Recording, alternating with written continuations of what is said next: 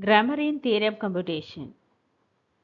Generally, grammar used to define the language, okay, as well as we can ensure whether this language is correct or not. That's why we are using the grammar in general. Here, we can use set of rules defining how a language strings are formed, and also describe the structure of the language by specifying the sequence of symbols that can appear in valid strings within the language. Especially we are going to generate the valid string, as well as we can check whether derived strings are accepted or not. Okay, as well as we can apply the both formal language as well as automata theory. So this is a definition for grammar rules. Yeah, generally we are defining the grammar rules, that is called a set of rules we are going to use to generate the string.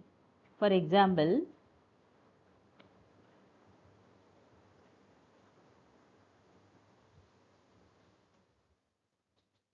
yeah, so this is a grammar rule. Okay, A tends to alpha. Here we can say left hand side element is called a non-terminal.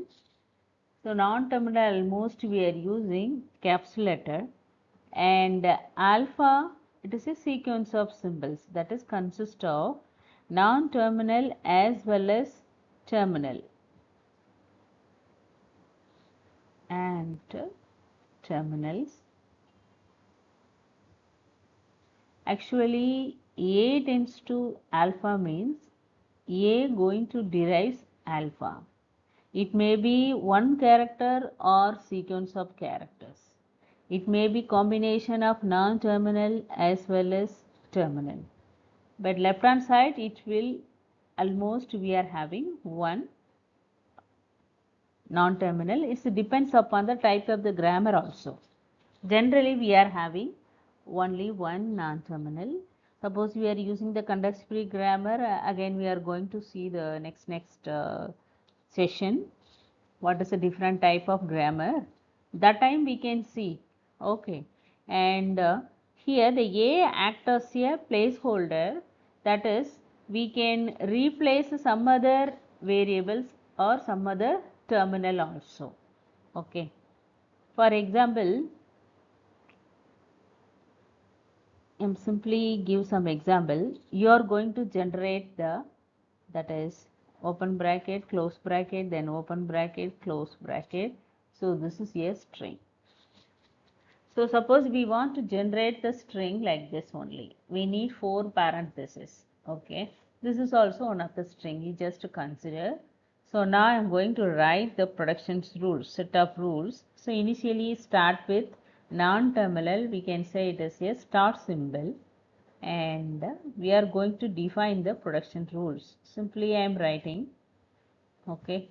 And S tends to epsilon also. Here I am simply writing example for this, how we are going to generate the string. Okay, here S tends to open parenthesis and S and close parenthesis and S. So what is actually the S derives, this S derives maybe this productions and right hand side elements, this S also it may be generate the epsilon also, so that we are going to generate the strings using this. Okay, first yeah. If you are applying instead of S tends to epsilon, you are getting only 2 bracket, because S tends to epsilon, again you are getting S. Suppose our requirement is we are going to generate the 4 parentheses. So again you have to apply instead of S, it may be yes and yes.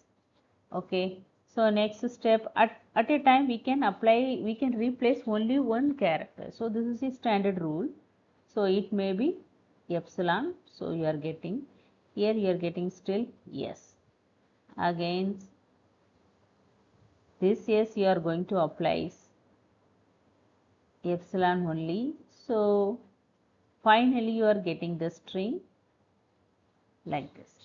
So like that we have to define the production rules based upon this our requirements. Okay. So now generally the grammar is defined like this. G is equal to, we can say grammar V T P then S. Okay.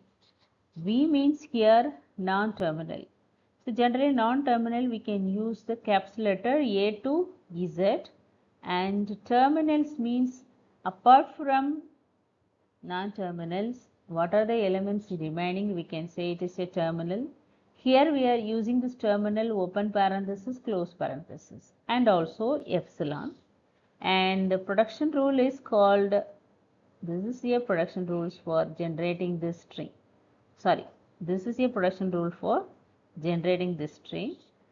And this is a way of checking the string, whether it is the derived string is given string is derived or not. This is way of deriving the steps. Okay, and here S is a star symbol, here S is a star symbol. So this is generally grammar definitions, VTPS. Thank you.